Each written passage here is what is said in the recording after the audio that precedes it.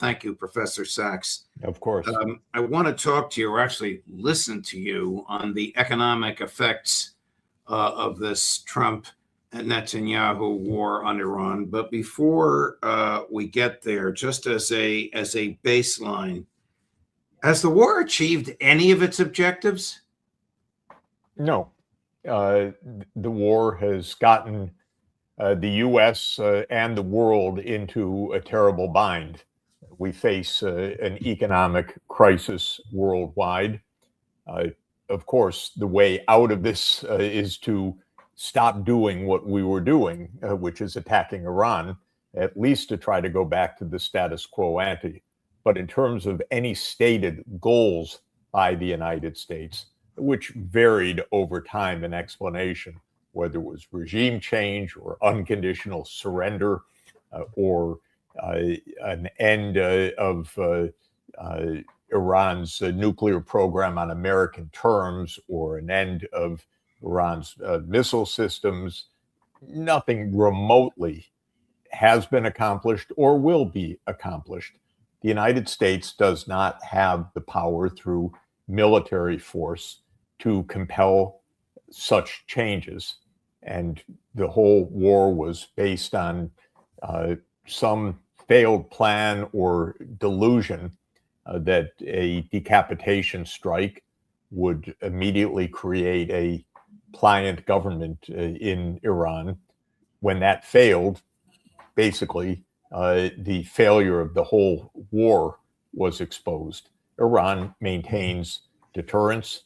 Iran can do grave damage to the Gulf region, which produces a substantial share of the world's oil. And Iran can do grave damage to the neighboring countries and to Israel. The United States military understands that. I think Trump probably understands this well.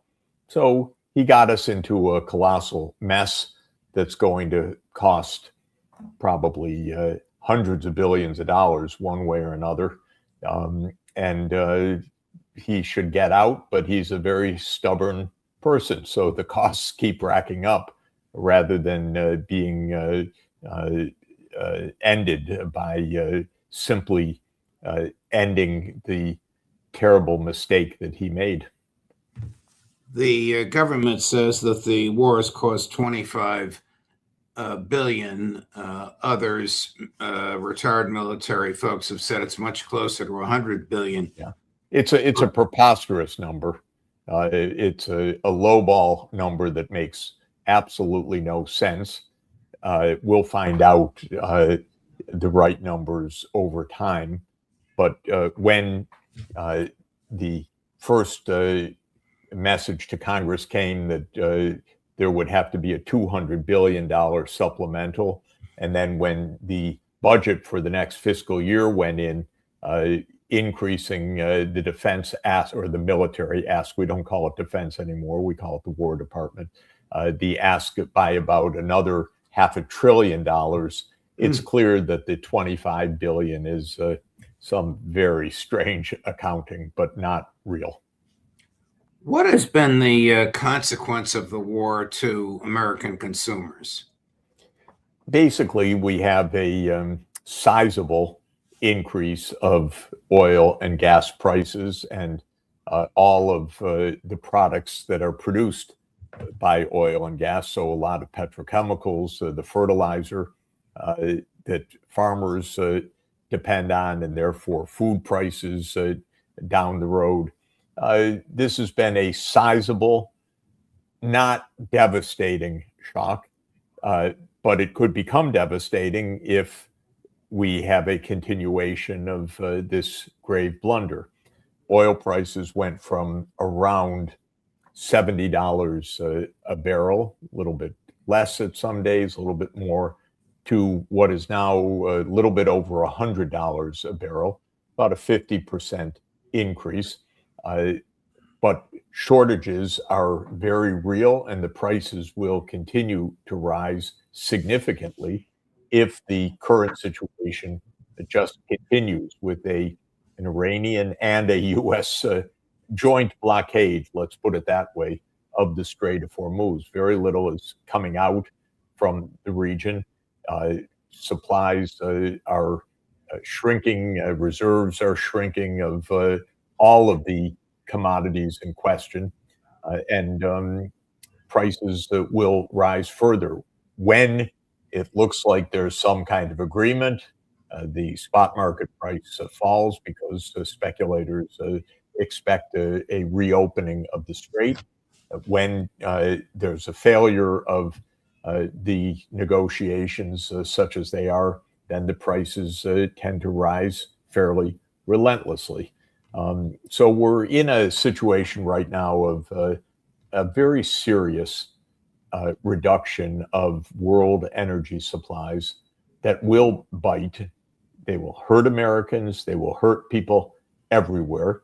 Yes, there will be some offsetting windfalls for ExxonMobil and Chevron, two big backers of the Trump administration.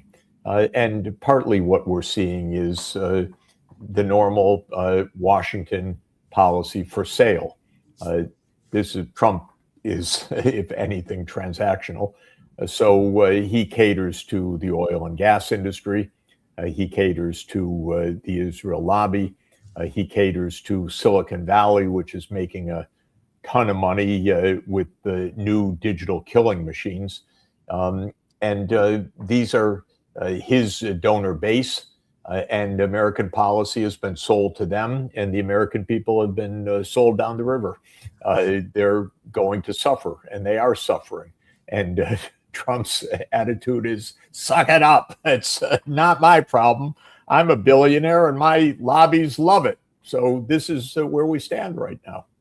The president spoke earlier today about a temporary reprieve on the gas tax, which is about $1 a gallon. How cavalier is the government about debt? Debt. Oh, what a quaint topic. We have run up debt now that is the part that's held by the public, not by other governmental units, is above 100% of the gross domestic product. It doesn't mean we're bankrupt, but it does mean that 3 to 4 percentage points of our national income, and roughly now almost a quarter of our total government revenues are going for interest payments. The interest payments are larger than pretty much all of the discretionary civilian budget now. So we have increased debt to a level of national income not seen in peacetime history of the United States. Both parties are culprits. Ultimately, a corrupt political system is the culprit. Starting back in the 1970s, the corporate sector effectively lobbied, and the Supreme Court did it, to deregulate campaign finance, to open the spigots so that our government was put up for sale. And it's bought now, as I said, by Silicon Valley. It's bought by big oil. It's bought by the Israel lobby. It's bought by a number of powerful interests because they put in a huge amount of campaign financing. But one thing that the big donors say is, don't tax us. So basically, we haven't had a meaningful budget for decades, and we've been accumulating debt pretty much nonstop, at least for the last quarter century. And it's reaching proportions that are absolutely staggering, and we'll pay for it down the road. But you think Trump thinks about anything more than the next 15 minutes on Truth Social? I don't see any evidence for that. What have been the economic consequences of the war in Israel? Well, one thing is that Israel's economy is basically now a war economy. And Israel, even according to Netanyahu, is the new Sparta. meaning a state that is just organized for killing. It's a ruthless state. Its business is killing. Its business is spying. Its business is assassinations. Oops. Uh-oh. Did we lose you, Professor Sachs? I'm here, but I don't see what happened. Or you can keep talking, and perhaps your lips will catch up. Okay, I'm sorry. So Israel is a military garrison state, and it is making money by selling its spy systems, selling its Mossad services, selling its assassination machine. It's really amazing. I don't think we've gotten to the depths of how far Israel has fallen from normal moral and ethical behavior. But now the entire economy is basically oriented towards war. So on the one side, the point is that the stock market of Israel is booming. This is incredible. And Israeli military companies make money and give Israel influence in many parts of the world, precisely because lots of governments want to buy into assassination services or spying or surveillance activities and so on.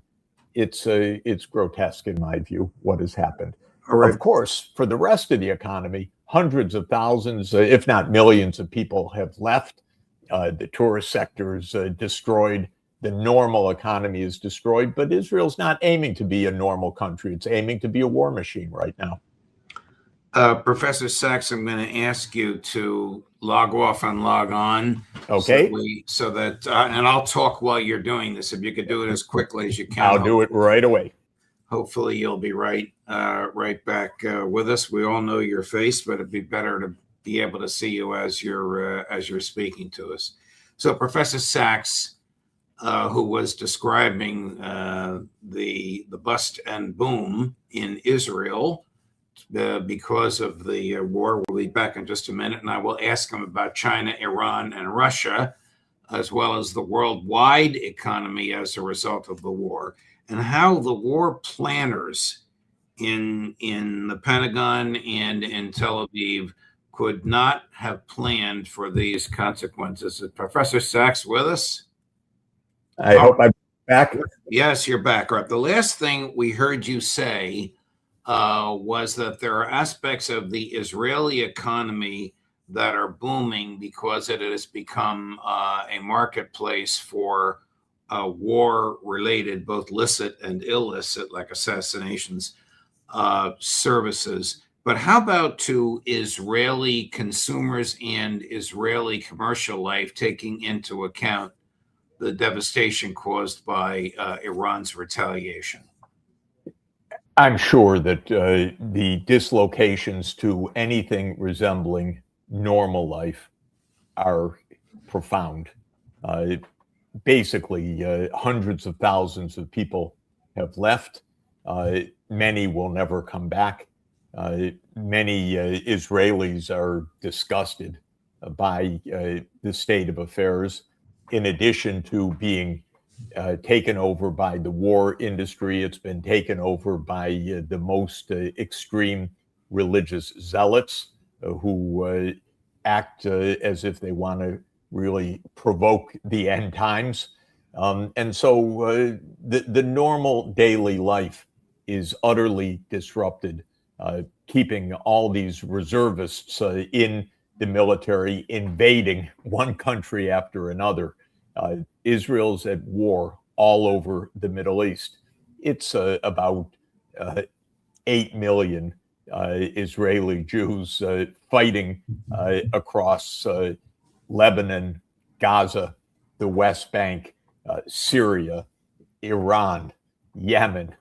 Of course, the United States funds a great deal of this, so that keeps also the Israeli budget propped up. We should just slam the door and say this is the end of this, and Israel should get on with the peace and rebuilding its society as a normal society.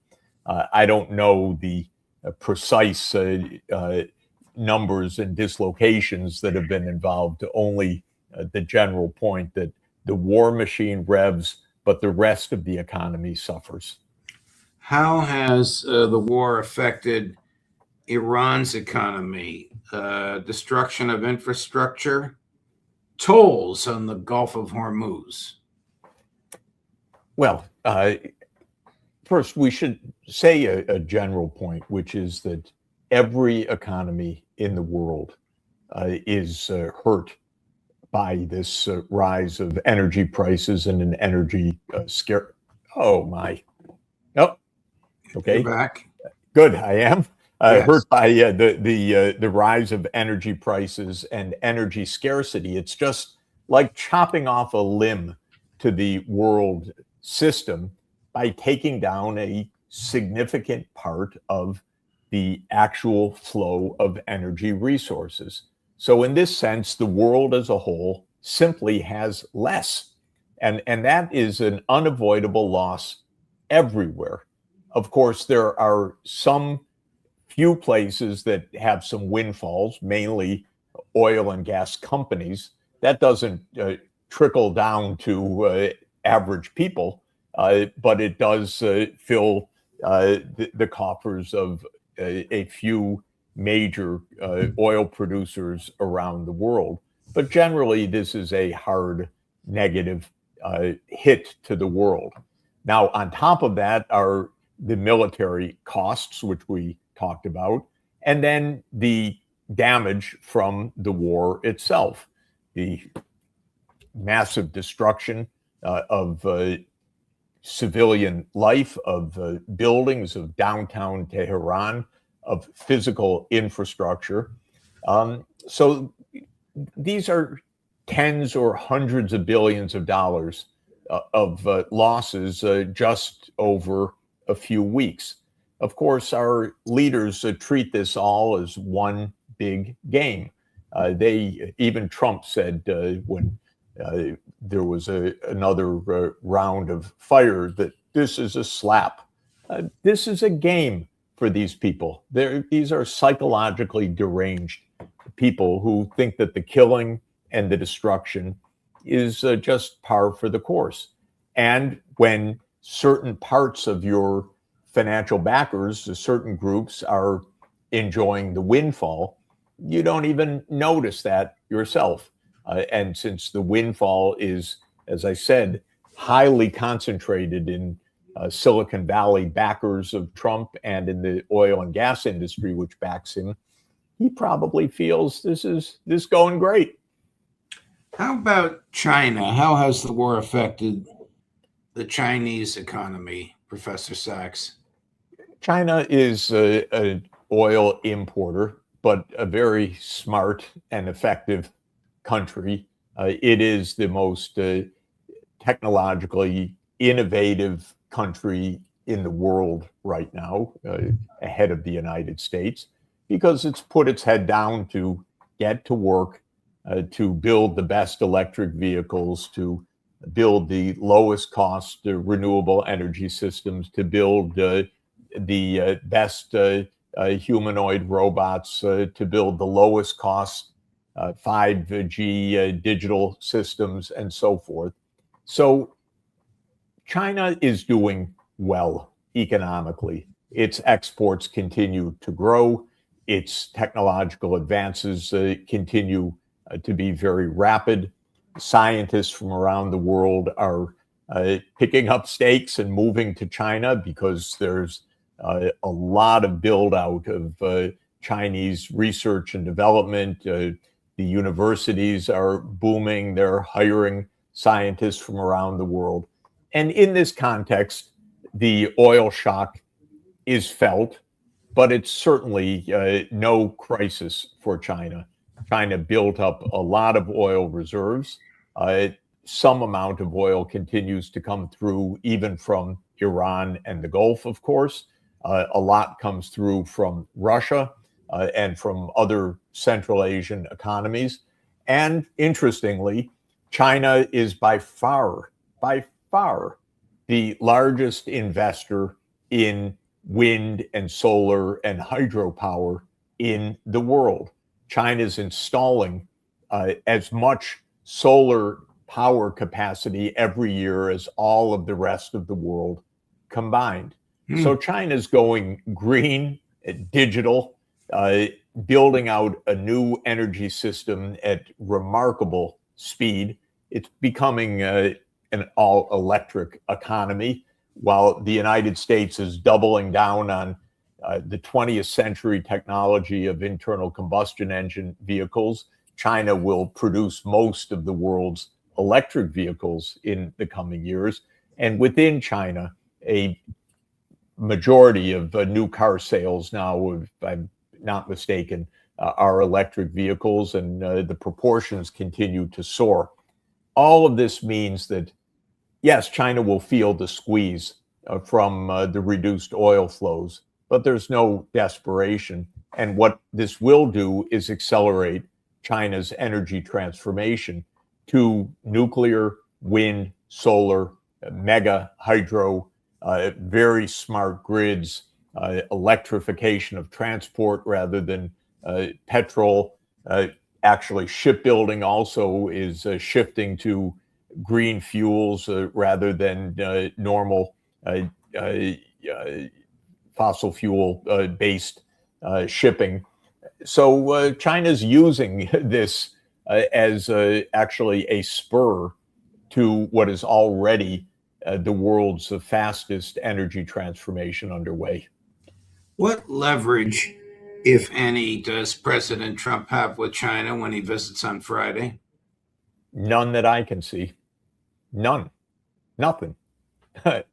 I don't see any of it. He tried last year a trade war. It lasted about 24 hours. China matched the U.S. tariffs, and it raised the stakes with restrictions on rare earth magnet exports. The United States backed down. Of course, then later on, the Supreme Court said that Trump doesn't have the authority to put on those tariffs in the first place. And everybody knows that, even if it's forgotten in Trump's own mind when he threatens new tariffs every day. And last week, another court struck down the follow-up tariff that Trump set when the first one was struck down by the Supreme Court. Now, the second one's going to be struck down as well, very predictably. In other words, Trump is a con man.